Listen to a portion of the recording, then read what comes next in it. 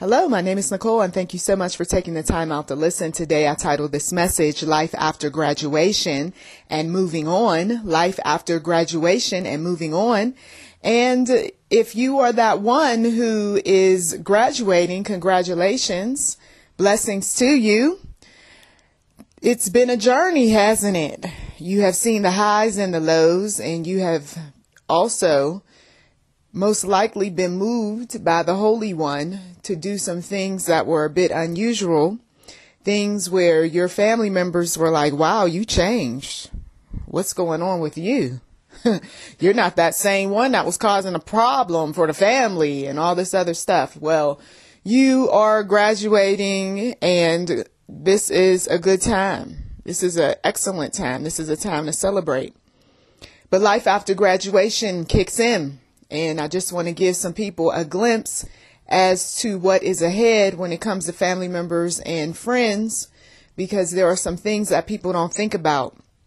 Everybody is going through a change of some sort whenever something major happens in a family. And graduation is one of them if you are that parent or grandparent or someone who is very close to the graduate. And for some of you graduates, you may not understand why there is such an emotion that goes on with some of these parents and grandparents and so forth. But it is because they know that it's not just about you, but it's also about them having to let go of you. Okay? It doesn't matter if you are a high school senior or a college graduate. The point is some of these parents are not ready to let you go. Some of these relatives and friends are not ready to let you go. And the downside to all of this is that there are those who are dysfunctional, who have an unhealthy tie, trauma bond. They've got some type of connection to you that is just not righteous. It may look like it on the surface. It might look typical. It might look familiar. It might look normal, but it is not for some of these people. It is the type of thing where they want to hold on to you while you have a long list of to-do things, okay? To-do tasks to tend to, and yet they still want to keep you at home when you want to go somewhere else. They still want to find ways of getting you to do things that they want you to do rather than what you want to do. They cannot get what they once was able to get out of you, especially when you were younger. And that was, looking at them as a god, if you will. I'm going to get information from mom because she's always right about stuff. I'm going to get information from dad. He's normally there for me. He's going to help me out with this and he's going to help me out with that. And so some people, they fed off of all of that attention that you gave them and all of the esteem, and you made them look good with all of your activities. And now they realize that they can't get too much from you. If you don't have money, they can't get money from you. If you don't have some kind of fame behind you, they're not going to be able to revel in that, whether it's on a low scale or, on a high profile scale. They want to be able to feed off of you like they did when you were a child. They want to feel like they're important. And the thing that tends to happen when people graduate is that their lives become significant and everybody else around them is not so significant. And some people don't take too kindly to that sort of thing. So there is this pushback. There is the attitudes. There is the anger. There is just this emotional upset for no apparent reason, it seems. And if that person is going through midlife on top of it, right? We got some folks that are going through midlife crisis of all sorts. We also got some menopausal women in the mix. Now their hormones, are kicking in, and you're saying to yourself, okay, I'm the teenager and I got my share of issues, and now I'm dealing with mom's hot flashes and dad's wanting to look at all my young friends, right? So when this sort of thing is taking place, you got to keep moving full speed ahead, graduate. You cannot be distracted by all of what's going on the home front. Some of these family members may lose someone near and dear to them, and they're going to want to use that to kind of pull you back in. No, I don't want you leaving this upcoming fall. Why don't you just wait? There's this that's going on, and I've got a lot going on with me, and that has nothing to do with you. If you have your path set to go somewhere, you don't allow people to pull you out of whatever it is that God has willed for your life. If you know you took the time out to pray, you know you saved necessary money, you know you have connections, why are you going to let family members and friends distract you? I remember there was an individual who I was dating at the time, and he was telling me how he didn't want me to go to college because he had heard so many stories about just folks getting new boyfriends, new girlfriends, or dropping old boyfriends and old girlfriends during the first semester. And he knew that our relationship was not all that strong, and it was still growing, and he didn't want to see me leave. And his worries were valid because, hey, once we hit the campus, us graduates, we were having some fun. Okay. But I will tell you that if you are that one who is determined to have a quality relationship with your current boyfriend, girlfriend, part of having a quality relationship is already learning early to make sacrifices. It's just that simple. I know some people would go, what? Wait a minute. Hold up. You mean to tell me that I need to change my idea of what I want to do for my girl, for my dude? Yeah. Well, that's crazy. No, it's not crazy. You see, for some people, their relationship is all too important to them. So if it is all that important to them, then they're going to make the necessary sacrifices to do what they can to keep that relationship going. Well, what if it doesn't work? Well, what if it doesn't? Some people, they discover that relationships don't work 15, 20, 30 some years later.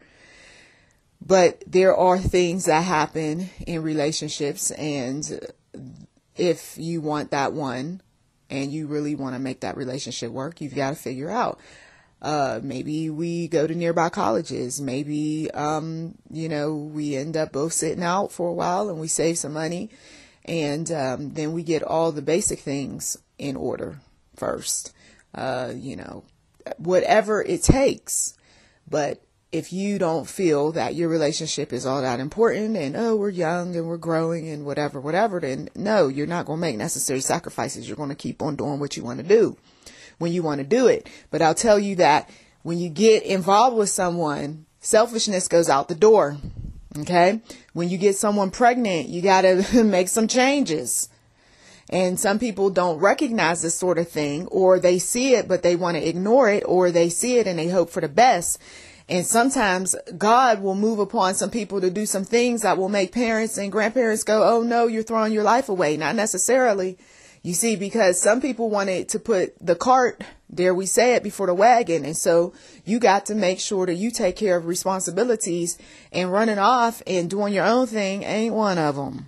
You see, life after graduation gets interesting too when you don't have the type of spiritual foundation.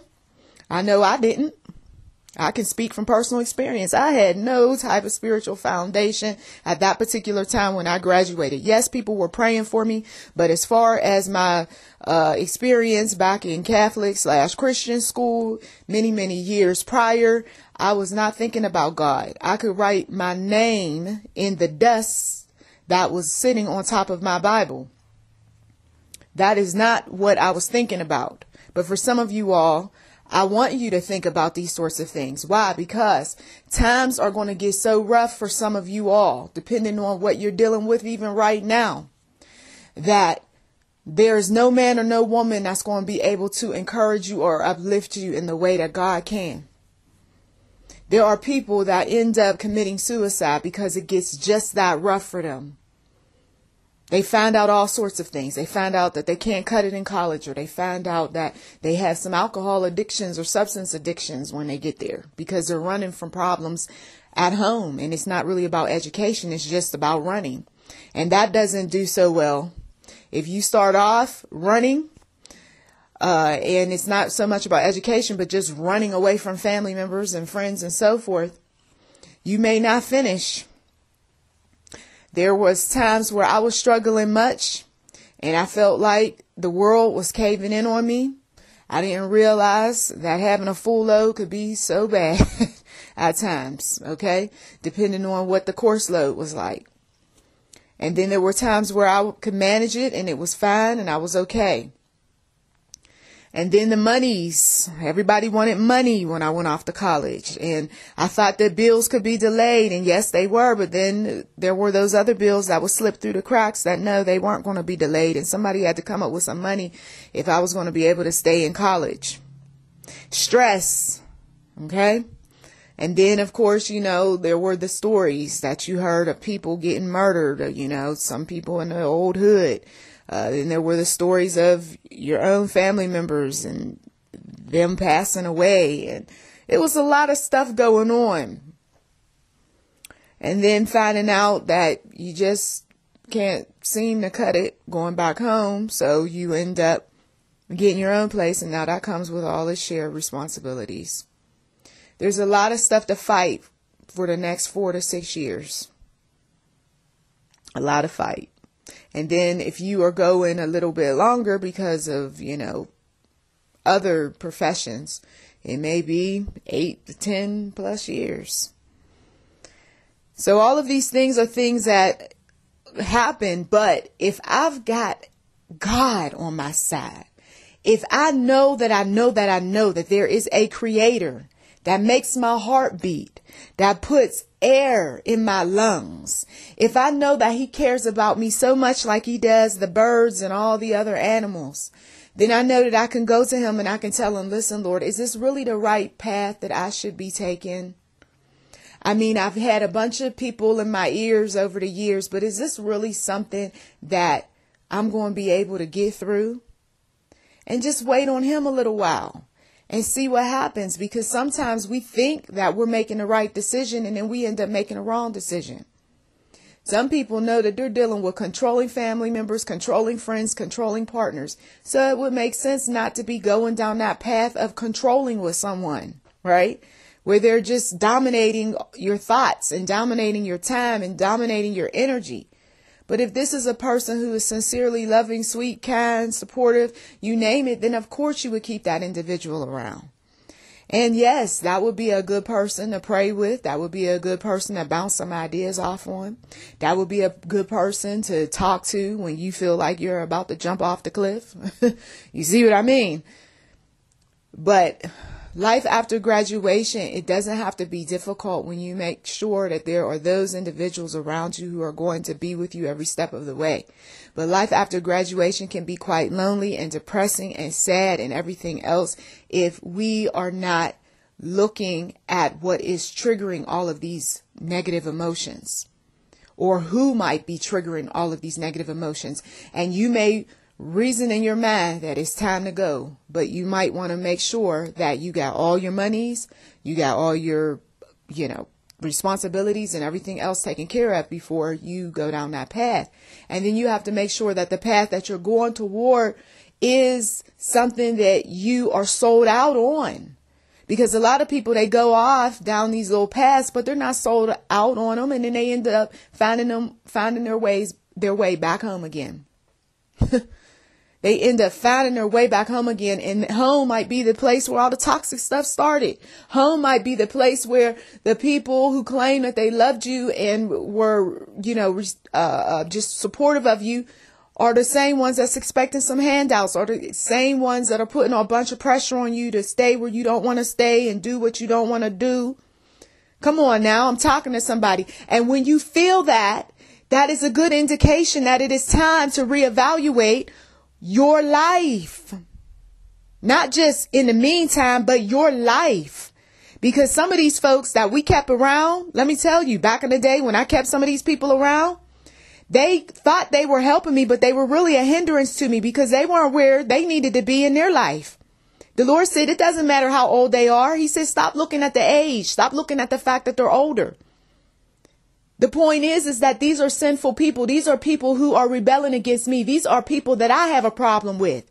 And I don't want you following after them. I don't want you listening to them. Back when they had opportunity, back when they were told to finish college or to even start college, they didn't. And so they're living their lives vicariously through you. You are not required to follow any of them. You are way past the age of understanding. And then I started getting out on my own. Well, I had every right to choose what I wanted to choose and do what I wanted to do. God wasn't saying nothing. So who were they to say anything to me? You see? And then sometimes what happens is that life after graduation looks a lot like those same people who are being very critical of you. And they're doing that because they don't want to see you make the same stupid decisions that they made. And some folks, they want to just validate themselves on the fact that mama did it, so it's okay. Daddy did it, and it's okay. And it's not okay. It's not okay if it's filled with sin, if there's lying and there's stealing and there's covering up and there's, negative attitudes and, mocking God and mocking the people of God and being bitter and resentful toward people and isolating, oneself from others and being prideful and being greedy. I mean, all this stuff. And then you see these things and what? You're supposed to mimic them? Absolutely not. God, in all his love and grace and mercy and kindness and even justice, he's just trying to get us up out of foolishness. That's all he's trying to do. And people don't want to recognize that. They want to just see that somebody is trying to tell me something and I really don't want to do it. And if what I want to do, if it doesn't agree with what they're telling me, then therefore it must be bad. And that is so shallow and so naive and downright stupid to think that way. I'm going to test what these people are saying because they've been here long before I got here. And maybe they do know something. And maybe they do see something in me that they don't want to see repeated. So yeah, maybe I do need to make some changes in my life. Quick, fast, and in a hurry. You see, sometimes people got to humble themselves and quit being so prideful and rebellious and thinking that's all cool and great. Yeah, it starts off that way. I can put my hand up. Oh, it always starts off that way. Hey, I'm by myself. Woo, I'm out of the parents' house. I'm moving on. I got my life going on, right? And then something happens and it's like that person who sticks their foot out, right, and trips you. And then you go tumbling for everybody to see. And then you get up looking around. Who saw my mistake? Who saw, right? Who saw my accident? We saw that you acting just like your mama. You acting just like your daddy, your cousins, your uncle, whoever else. They didn't make it and you won't make it either. Some folks will even boldly tell some people that too. You slipping. No, I'm not. I got this under control. No, you're not. No, you don't. No, you don't. So I know it's a lot. It's a lot to consider, but sit down, have a piece of paper and a pen in your hand and start writing all the things you want to accomplish. And then on the other side of that piece of paper, write down all the things you don't want for your life. And you make every effort to avoid those things because there's probably some generations before you that made the same errors. And you might be that one that's going to be the game changer.